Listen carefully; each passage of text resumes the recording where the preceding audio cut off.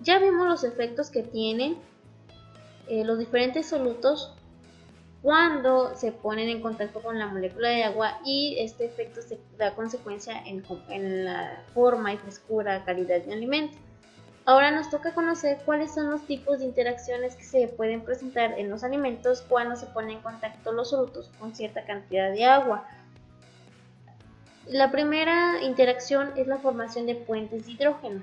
Es común que ustedes ya conozcan esta definición de puente de hidrógeno porque las moléculas de agua por sí solas, cuando se encuentran en contacto una con otra, forman este tipo de interacciones entre moléculas, los puentes de hidrógeno.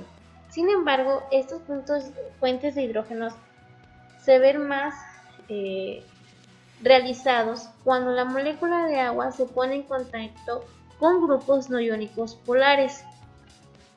Por ejemplo, cuando el soluto tenga un grupo hidroxilo en su estructura, o tenga un grupo carbonilo, o tenga un enlace peptídico. Cuando tú sepas que tu alimento tiene algún metabolito que en la estructura molecular, en la estructura como tal, tenga un grupo hidroxilo, carbonilo o un enlace peptídico, por ejemplo las proteínas, sabes que la interacción que va a haber de agua y soluto en el alimento va a ser la formación de puentes de hidrógeno. Y esto me puede ayudar si yo quiero realizar un estudio de la forma estructural de la distribución del agua en un alimento. O sea, tú sabes bien que el agua, ya lo vimos en las unidades anteriores, puede ser ligada o puede ser agua libre en el alimento, y que esta agua tiene cierta relación con estas propiedades. Entonces tú sabes bien que los puentes de hidrógenos van a determinar cuál es el porcentaje de agua ligada que está dentro de tu alimento. Ahora tú conoces que el agua forma puentes de hidrógeno con grupos no polares iónicos, grupos no iónicos polares, y que estos grupos no iónicos polares se van a considerar cuando tengan estos grupos funcionales en su estructura o bien enlaces determinados. Cuando existe esta interacción agua con las diferentes sustancias con los grupos funcionales mencionados, ocurre un efecto directo en la interacción de las propias moléculas de agua dentro del alimento.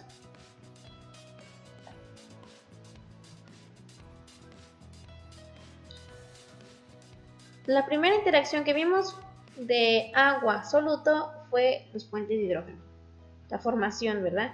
Ahora tenemos que mencionar la segunda interacción, que son los momentos dipolares grandes.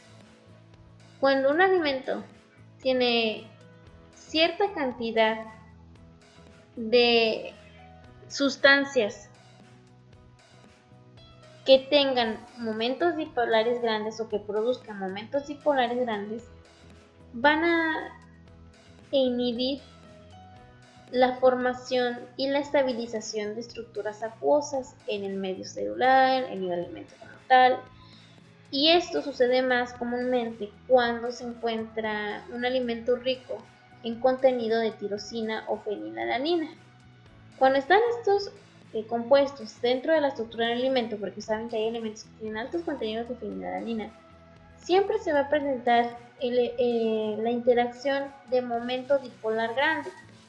Y este momento dipolar grande va a inhibir la formación y la estabilización de estructuras acuosas en el medio.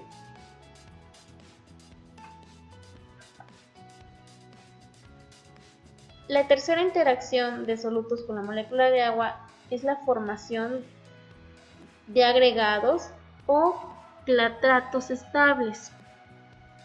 Por ejemplo, cuando solutos no porales,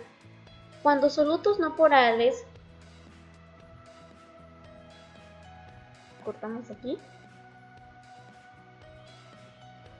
Por ejemplo, cuando solutos no polares están en contacto con el medio de solución acuoso, por ejemplo, llámese hidrocarburos, ácidos grasos o aminoácidos, se presenta la formación de agregados o clatratos estables.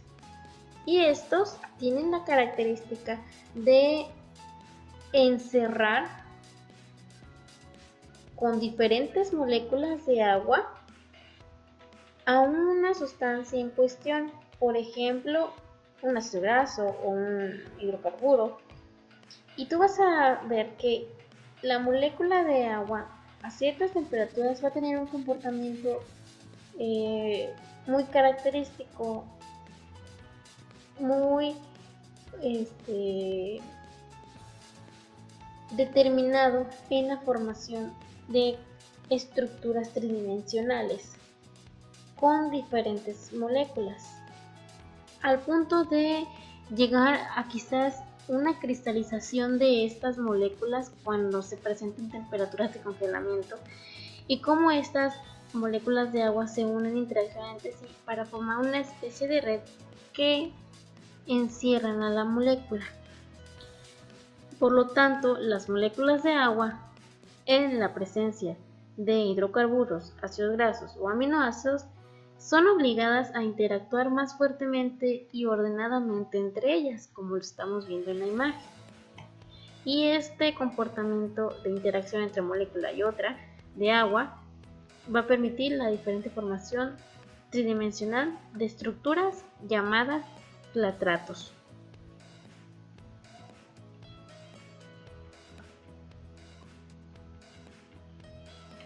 Bien, hasta aquí le vamos a dejar antes de pasar a la unidad de los carbohidratos, y es importante que tú tomes en cuenta estas diferentes interacciones que hay de los solutos con la molécula de agua y cuáles son los efectos directos que tienen algunos solutos como la sacarosa y el cloruro de sodio en las diferentes propiedades coligativas de los alimentos que tienen altos contenidos de agua en su estructura.